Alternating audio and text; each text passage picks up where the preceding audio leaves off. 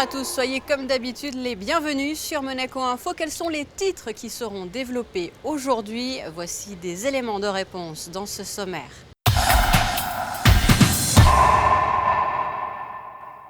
Retour dans ce journal sur une étape importante qui a été franchie le 3 juillet, l'atterrissage de Solar Impulse à Hawaï. Un atterrissage suivi par son Altesse Sérénissime, le Prince Albert II, au cœur du centre de contrôle de la mission. L'actualité marquée également par l'opération Vélo Rouge en faveur du don du sang. Un anniversaire ensuite, celui des 5 ans du Bouddha Bar Monte-Carlo. Et puis José Sacré a suivi l'une des dernières répétitions des petits chanteurs avant leur tournée en Europe du Nord. Et nous vous en parlions vendredi dans notre édition Solar Impulse, partie de Nagoya au Japon il y a maintenant tout juste une semaine, a donc rejoint Hawaï, Honolulu, le 3 juillet. Cette première étape au-dessus du Pacifique était très importante avant la seconde qui conduira l'avion jusqu'au continent nord-américain. Nous avons suivi pour vous cette arrivée de l'auditorium Régnier 3 en présence du souverain. Aloha, bonjour en hawaïen, un mot qu'André Borschberg a pu entendre dès son arrivée sur le sol hawaïen, à bord bien sûr de Solar Impulse. Peu avant 18h heure de Monaco, vendredi 3 juillet, le pilote suisse boucle l'étape Nagoya-Honolulu, une image de carte postale qui restera très certainement gravée dans les mémoires. L'avion a été accompagné par les premiers rayons du soleil puisqu'il était très tôt le matin dans cet État américain. Une arrivée accueillie bien sûr avec beaucoup de joie et d'émotion ici à Monaco, au centre de contrôle de la mission, situé à l'auditorium Régnier 3. De larges applaudissements dont ceux de son Altesse Sérénissime le Prince Albert II, qui soutient à travers sa fondation ce tour du monde en avion solaire. C'est fabuleux ce qu'on vient de vivre. Je suis très heureux pour André, mon ami, qu'on voit là. C'est dingue, quoi. Ce qu'il a fait, c'est fou. Et puis, c'est extraordinaire ce qui a été fait ici à Monaco, dans ce centre fabuleux où on est à la maison, en fait. Je suis très heureux pour l'avion, ce que les ingénieurs nous ont offert comme outil pour réaliser cela. Et pour toute l'équipe aussi qui est là-bas à Hawaï, qui s'occupe de l'entretien de l'avion, du mobile hangar. Donc, en fait, tout ce groupe, presque 150 personnes qui travaillent aussi la communication, qui fait des films extraordinaires, qui couvrent cet événement, c'est vraiment génial. Évoquons à présent l'étape en elle-même qui vient d'être franchie au-dessus du Pacifique. Souvenez-vous, en milieu de semaine dernière, le 1er juillet, Solar Impulse battait son propre record après plus de 2 jours et 2 nuits de vol au-dessus du Pacifique. Un record de nouveau battu quelques heures plus tard. Le pilote André Borschberg réalisait alors 100 heures de vol uniquement à l'énergie solaire, battant ainsi le record mondial de vol en solitaire établi par Steve Fossett en 2006. À son arrivée sur le sol de l'État américain d'Hawaï, André Borschberg, accueilli, vous le voyez bien sûr, par Bertrand Piccard, comptabilise 5 jours de déplacement sans interruption, des jours où l'évolution de la météo a été évidemment suivie de très près. Le challenge pour nous, c'est de faire un maximum, c'est-à-dire que la fiabilité de la météo, elle est correcte, je dois voir 75, 75% ou 80% pour 2 à 3 jours, et après ça chute très vite. Le 5e jour, c'est pile ou face, c'est 50%. Et ce que j'ai dit au décollage à Nagoya, on ne sait pas comment on va arriver sur Hawaï, mais je vous le dirai dans 2 jours. Et ça, c'est en fait l'aventure qui commence. La prévision, elle était quasi certaine pour 3 jours, pour traverser un système de mauvais temps, surtout le survoler. C'était le premier front froid. Et puis le deuxième front froid, on l'a managé, on l'a traité en cours de route. Et ça, c'était un moment assez critique, mais ça s'est très bien passé, puisque la nature nous a aidés un tout petit peu. Le premier phénomène, nous l'avons survolé, on ne l'a pas senti, il a disparu carrément des cartes. Et le deuxième phénomène a gardé son activité comme celle que nous avions sentie auparavant. Donc on n'était pas surpris quand on l'a survolé cette nuit. Une belle étape a donc été franchie et célébrée vendredi soir. L'équipe sur place à Monaco a pu être en contact direct avec le pilote qui se porte bien. L'avion solaire n'en a pas encore fini avec cet océan Pacifique. Il devra de nouveau le survoler. La prochaine étape, ce sera la côte ouest des États-Unis. Je ne peux pas vous dire Phoenix ou Los Angeles ou San Francisco, parce que ça va dépendre de la météo. On sait que Phoenix va devenir très pluvieux là au mois de juillet. C'est mieux dans la région de LA. Donc ça, c'est encore ouvert. Ça dépendra de la fenêtre. Ce qu'on veut, si possible, c'est au mois de juillet, au minimum, quitter Hawaï, aller sur le continent américain, ce qui nous permet après de continuer par petites étapes déjà en direction de New York. Donc là, on a vraiment fait un grand pas en direction du tour du monde. Les regards seront donc fixés sur les prévisions météo des jours prochains et qui sait, l'étape Hawaï-Californie ou Hawaï-Arizona pourrait débuter ce week-end, une belle date symbolique en principauté marquée par le 10e anniversaire du règne de son Altesse Sérénissime, le prince Albert II. Et nous suivrons bien sûr ce départ depuis Hawaï dans les jours prochains. Direction à présent le parvis du Stade Louis II dans le quartier de Fontvieille où nous nous trouvons, où une opération de sensibilisation au don du sang a été organisée. En effet, du 2 au 4 juillet, un vélo électrique a sillonné la Côte d'Azur en 5 étapes pour sensibiliser la population à ce don du sang. Alexandra Pani vous livre plus de détails dans ce reportage. Un vélo électrique pour sensibiliser la population au don du sang. Voici tout l'enjeu de l'opération Vélo Rouge qui s'est déroulée en fin de semaine dernière dans plusieurs villes de la région.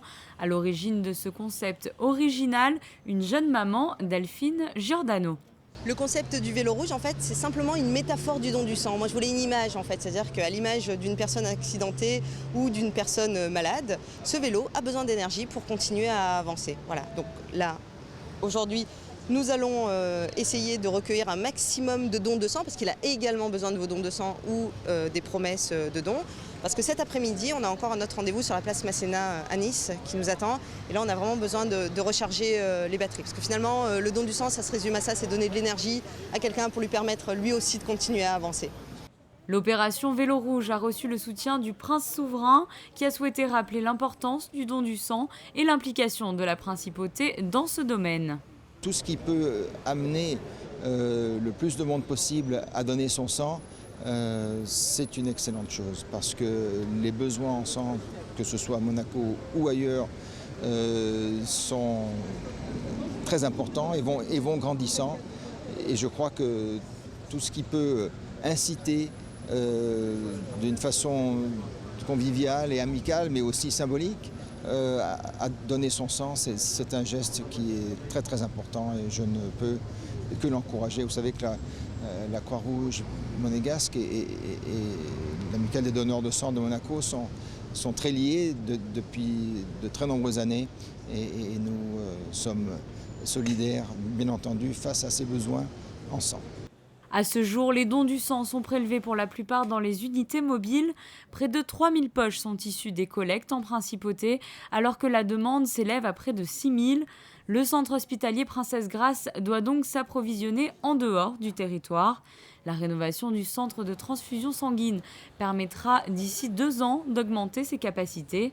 En cette période estivale, les dons du sang se raréfient avec les départs en vacances. Ce geste simple est pourtant primordial tout au long de l'année. Vous venez de le voir à travers ce reportage, la sensibilisation au don du sang figure donc sur la liste des priorités en principauté. Le conseiller de gouvernement pour les affaires sociales et la santé, Stéphane Valéry, a d'ailleurs annoncé la rénovation prochaine du centre de transfusion sanguine. Écoutons-le. Il y a une vraie tradition grâce à une amicale des donneurs de sang très dynamique qui depuis des décennies fait beaucoup. Et le don du sang, c'est évidemment très important. C'est un acte de générosité, de solidarité indispensable pour sauver des vies. Nous en avons besoin aussi bien sûr en principauté de Monaco. Donc le gouvernement s'est associé bien sûr à cette opération Vélo Rouge et donc a décidé d'investir 3 millions d'euros à partir du début de l'année prochaine pour rénover le centre de transfusion sanguine. Nous allons faire un centre de prélèvement fixe donc, au sein du centre hospitalier Princesse Grace, ultra moderne, de grande qualité, très attractif et pour à la fois, je dirais, dire toute l'estime que nous portons pour les donneurs de sang et nous l'espérons en attirer davantage, les faire venir encore plus souvent et bien sûr augmenter les dons grâce à cet investissement. Et le nouveau centre donc, sera opérationnel dans le courant de l'année 2017. Voilà. Et puis nous encourageons aussi bien sûr les prélèvements mobiles avec l'unité mobile de prélèvement qui elle va se rapprocher dans tous les quartiers de la population pour là aussi avoir cet objectif de toujours augmenter les dons du sang en principauté. Voilà pour le conseiller de gouvernement pour les affaires sociales et la santé, interrogé par Alexandra Pani. Alexandra qui s'est également rendue du côté de l'Automobile Club de Monaco, où était organisé le 23e colloque de l'ACI, une association regroupant différents professionnels des marchés financiers. Je vous propose d'écouter Robert Laure, le président de cette association. C'est le 23e colloque que nous tenons pour la 24e année d'existence de l'association. Et cette année, nous avons choisi un thème en relation avec les marchés financiers très particulier, qui est le Smart Meta et on va dire l'intelligence que l'on porte aujourd'hui sur des produits qui sont des produits dits de gestion passive. ETF, c'est une terminologie anglaise, enfin c'est une abréviation en réalité qui signifie les Exchange Trade Funds, qui sont en fait des produits financiers qui représentent des investissements sur des supports prédéfinis et déterminés, qui sont notamment des actions américaines, qui étaient les premiers ETF à l'origine, qui sont également des ETF sur d'autres supports financiers, tels que des marchés obligataires ou même des marchés matières premières, que l'on peut retrouver dans cette terminologie. La caractéristique de ces produits, c'est que ce sont des produits qui ont un comportement exactement équivalent aux indices de marché en général. Donc il n'y a pas de distorsion dans leur comportement par rapport à une intervention dite humaine. Cette association est une association financière composée d'individus et non pas de sociétés, donc c'est la seule d'ailleurs qui fonctionne sur ce principe. Et l'ACI Monaco fait partie de cette association internationale et a été créée il y a maintenant 24 ans de cela et a toujours, on va dire, regroupé les professionnels de la finance de la Principauté de Monaco. Un mot à présent sur cet anniversaire, celui du Bouddha Bar Monte-Carlo. L'établissement a fêté vendredi dernier ses 5 ans et vous allez pouvoir le constater dans ce reportage. Tout avait été prévu pour passer une agréable soirée, une soirée même mémorable. Émilie Rousseau, Horacio Gaggino et Éric Pocoy se sont rendus sur place. C'est un lieu incontournable, un lieu d'évasion. Depuis plusieurs années, le Bouddha Bar a su s'imposer et se différencier par sa griffe. Il est désormais présent dans une vingtaine de villes dans le monde. On peut notamment le retrouver à Paris, Mexico, Dubaï, Moscou ou encore Manille. C'est en 2010 que les dirigeants décident d'ouvrir un Bouddha Bar à Monaco dans cet écrin magique, une ancienne salle de concert créée en 1911 où se mêlent histoire et exotisme. En 5 ans, l'établissement monégasque aura réussi à se démarquer de ses frères en se classant dans le top 3 des Bouddha Bars dans le monde, une consécration. Le succès, il est dû avant tout à la principauté. Déjà, c'est un nom qui parle au niveau national et international. Il est dû au sérieux des équipes. Donc on a quand même la Société des bains de mer derrière nous, qui nous épaule, qui nous aide au quotidien. Donc c'est vrai qu'on est un peu privilégié peut-être par rapport à certains, mais on le rend bien et je pense que tous les jours, les clients sont des clients fidèles qui reviennent toute l'année, 12 mois par an.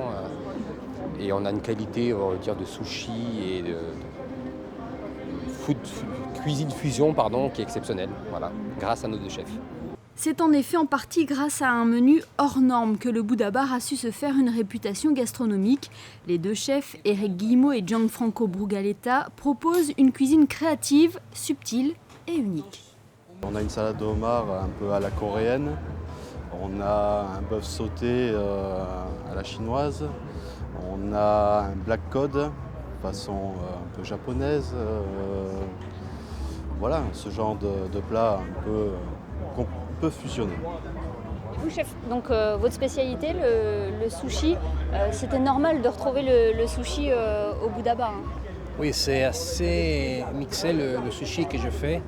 Je suis d'origine hispanique, de Sud-Amérique, donc j'ai introduit beaucoup de produits et des épices et des goûts latino-américains, aussi italiens, et un peu international. Je rajoute beaucoup de fruits.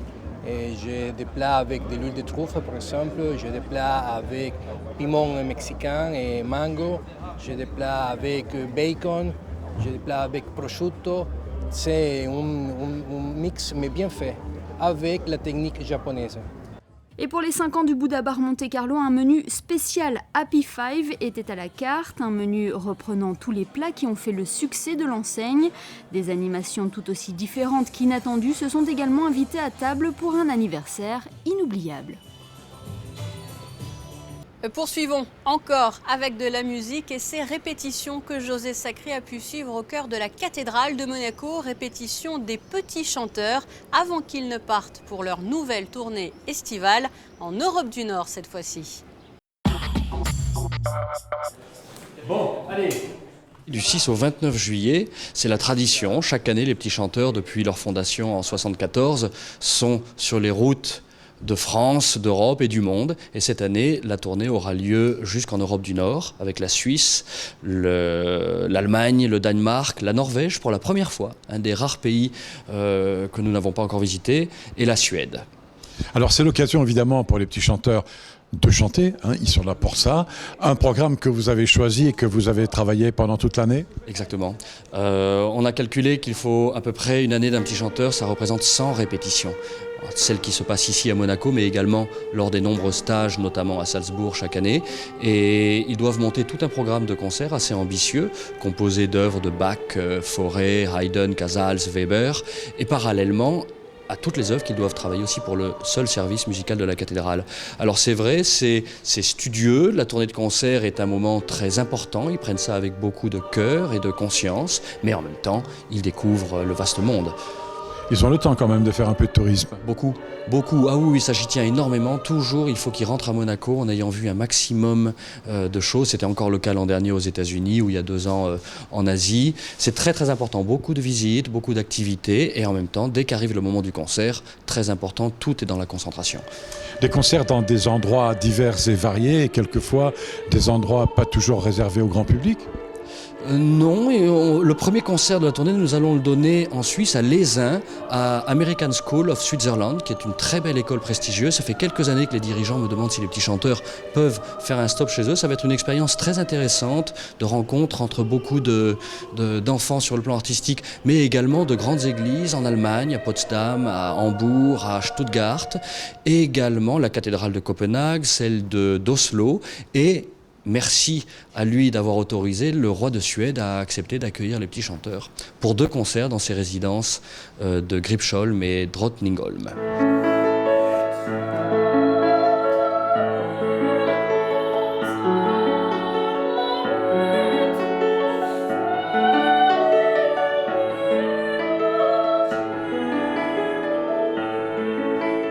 Les petits chanteurs de Monaco, petits ambassadeurs chantants de la principauté, comme les appelait le prince Régnier III, ont quitté la principauté aujourd'hui. Ils seront de retour le 29 juillet. En attendant, vous pouvez les retrouver sur un nouveau CD, enregistrement live d'un concert donné à Séoul, au Seoul Art Center en 2013.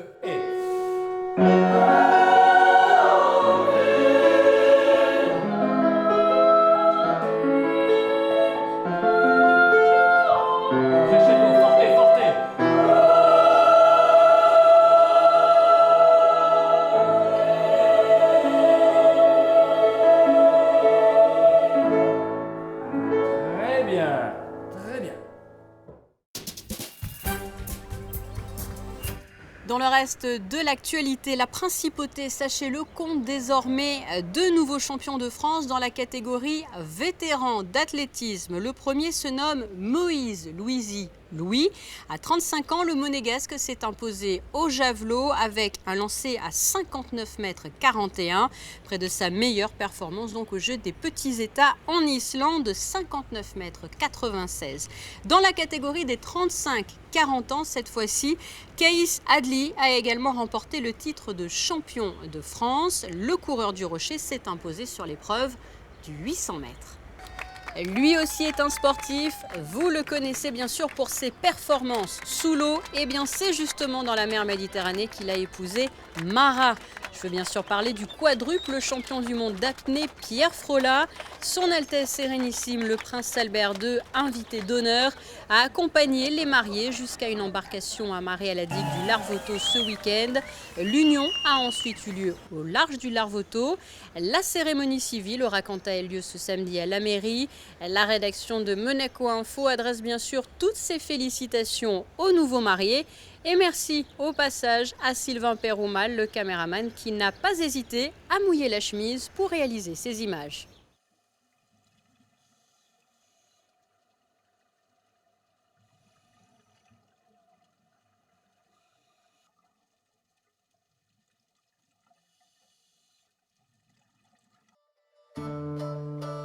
Société Générale Private Banking vous présente la météo. Je vous propose à présent de passer aux effets du ciel pour les jours à venir. Mardi 7, soleil très chaud, à peine gêné par quelques nuages, un vent très faible et des températures très largement supérieures au normal, de 27 à 32 degrés. Mercredi, persistance du temps chaud et lourd. Jeudi, un ciel bleu, de rares nuages, comptés jusqu'à 29 degrés pour les maximales. Et vendredi, une belle journée de plein été avec des températures en légère hausse. Voilà, vous l'aurez constaté, des températures assez élevées. N'hésitez donc pas à boire beaucoup et à limiter vos déplacements lorsque vous le pouvez. Évitez de sortir aux heures les plus chaudes de la journée. Je vous laisse à présent avec la suite de votre programme sur Monaco Info. N'oubliez pas, l'actualité, c'est aussi sur le www.monacochanel.mc. À très bientôt. La météo vous a été présentée par Société Générale Private Banking.